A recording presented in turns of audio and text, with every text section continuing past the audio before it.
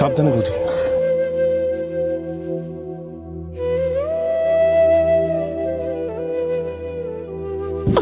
আস্তে।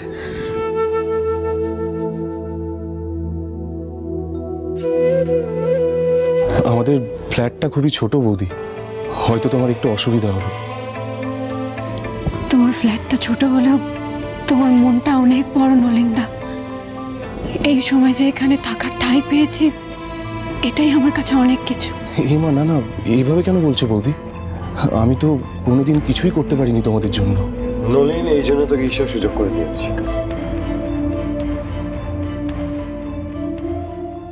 বাবার কাজটা কিন্তু আমাদের করতে হবে শহরের বাবু।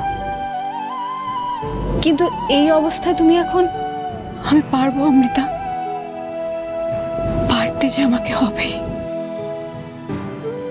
সৎকার করতে না পারলে বাবা যে মুক্তি পাবে না। তাছাড়া আমাদেরও তো বাড়ি ফিরতে হবে। বাড়ি ফিরতে দেরি হলে সূর্যশেখর যে আরো কি জাল বেছাবে। শহরের বাবু, আপনি জানেন আজকে কি?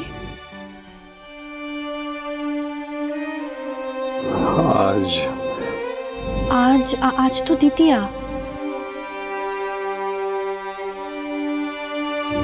আগের বছর বাবাকে কথা দিয়েছিলাম, আপনার চোখের দৃষ্টি আমি ফিরিয়ে আনবো। আপনি নিজের চোখে মায়ের চক্ষুদান দেখবেন। কিন্তু দেখুন, এই বছর আমার সব থেকে কাছের মানুষটাকে আমি যে হারিয়ে ফেলবো।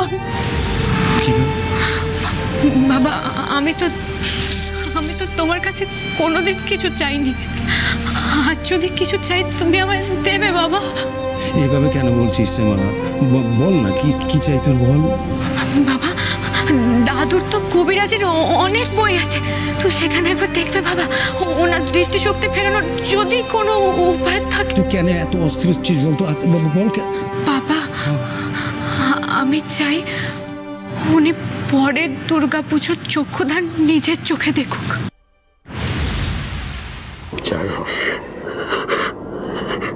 এইবার আপনি আবার মায়ের কাছে প্রতিজ্ঞা করবেন, কিন্তু সেটা শুধু আপনার বাবার জন্য।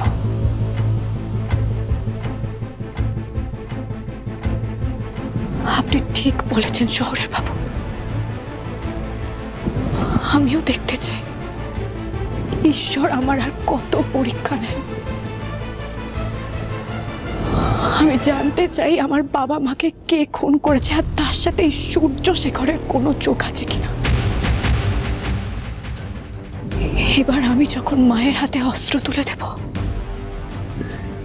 ঠিক যেভাবে দুর্গা ঠাকুর অসুর বধ করেছেন,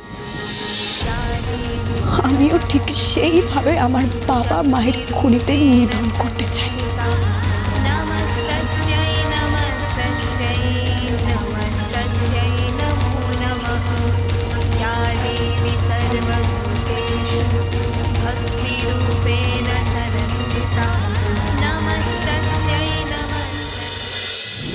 বড় বৌমা, দুর্গাপুজো তো এসে গেল, আর বেশি বাকি নেই। তো আমরা প্রত্যেকবার যেরকম ঘট পুজো করি, এবারও সেরকমই তো করার কথা। কিন্তু তোমার মনে আছে তো আগেরবার আমরা চারু মাকে কি কথা দিয়েছিলাম? হ্যাঁ মা, সব মনে আছে। কি করে ভুলি বলুন তো? গতবার চারুই তো সবকিছু করেছিল একা হাতে। পুজোর সমস্ত জোগাড় যন্ত্র একা সামলেছিল বলুন। এমনকি পুজোতে যে পদ্ম ফুলটা লাগবে সেটাও তো ও পুকুর থেকে তুলে এনেছিল।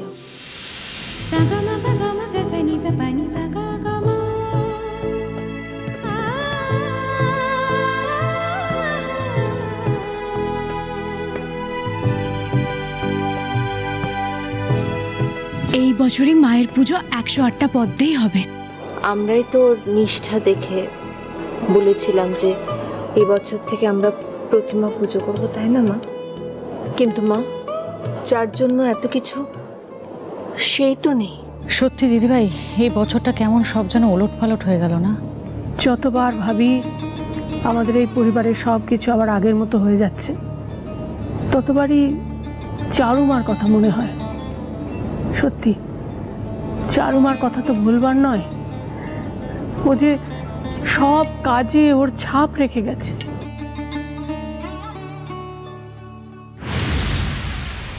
কি হয়েছে মাসিমা? সবার মুখগুলো কেমন শুকনো শুকনো লাগছে? মন খারাপের কিছু হয়েছে নাকি?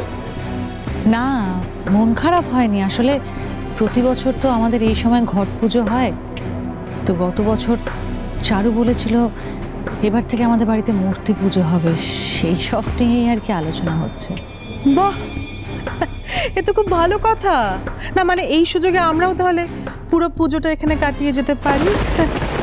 এমনিতে প্রবাসী বাঙালিদের কাছে পুজো একটা অন্যরকম সেন্টিমেন্ট। তা মানে আপনাদের যদি কারোর আপত্তি না থাকে তবেই আর কি। এটা কি বলছিস তনুজা? আরে কারোর কোনো আপত্তি কেন থাকবে? আচ্ছা দিদি, আপনারা ঠিক কতদিন আর থাকতে চান? মানে বৌদিমণি, তুমি কিন্তু এখন কমপ্লিট রেস্ট নেবে। আচ্ছা, আপনি বিশ্রাম নিন। আমরা সবাই একসাথে আছি, ওর সন্দেহ হতে পারে। আমি যাচ্ছি, আমি আবার কিছুক্ষণ পরে আসবো। না না, আপনার এখন এখানে আসার দরকার নেই। আমার মনে হয় আপনার ওই বাড়িতে থাকাটা এখন খুব দরকার। আমি জানি জানো, কিন্তু আমার যে মন এখানেই পড়ে থাকে। যেটা হয়ে গেল তারপর আপনাকে এখানে ফেলে রেখে গেলে আমার সবসময় টেনশন হবে। এই রিস্ক আমি নিতে পারবো না। চারু, চারু, আমার মনে হচ্ছে এই মুহূর্তে যাদের উপর আমার সন্দেহ আছে তাদের সবাইকে আমি শেষ করে ফেলি। আপনি মাথা গরম করবেন না। আমাদের যা করতে হবে মাথা খুব ঠান্ডা রেখে করতে হবে। আমি মাথা ঠান্ডা রাখবো চারু, কিন্তু যারা এই গেম প্ল্যানটা করেছে তাদের আরো কিছুদিন জেতার আনন্দ নিতে দিন, কারণ তারা জানে না যে এই আনন্দ তাদের জীবনের শেষ আনন্দ। এবার পাল্টা আক্রমণ শুরু হবে। এবার আমরা আসি। নলিন। হ্যাঁ বল।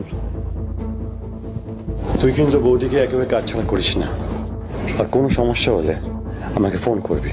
তুই কোনো চিন্তা করিস না আর্য, তুই না আসা পর্যন্ত আমি কোথাও বেরোবো না।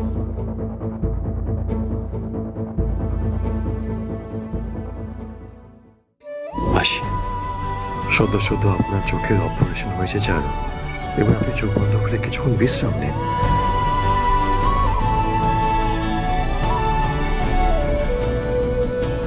সাবধানে থেকো চারু। আসছি বড় দিদি। আসছি বৌদিমণি।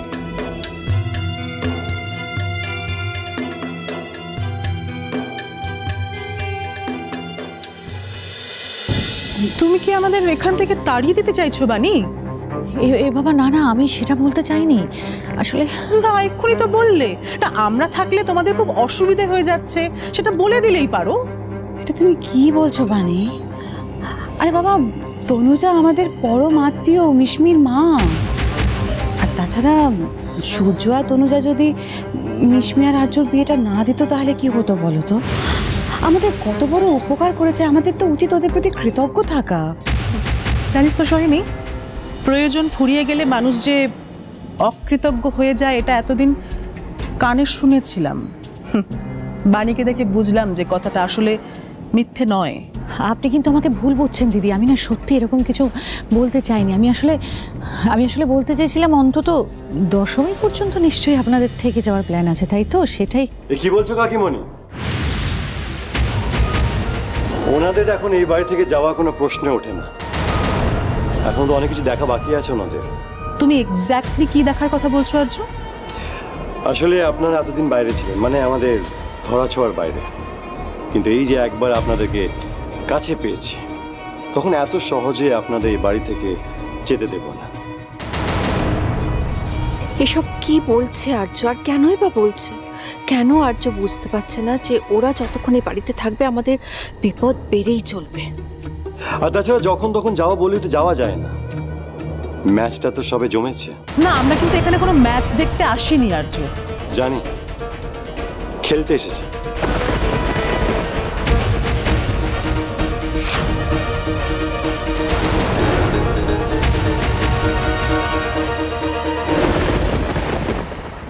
চারু, আপনি রেডি তো? আজ আপনার স্থিরতা, ধৈর্য আর শক্তির পরীক্ষা চারু। আর সেই পরীক্ষায় আমাকে উত্তীর্ণ হতে হবে।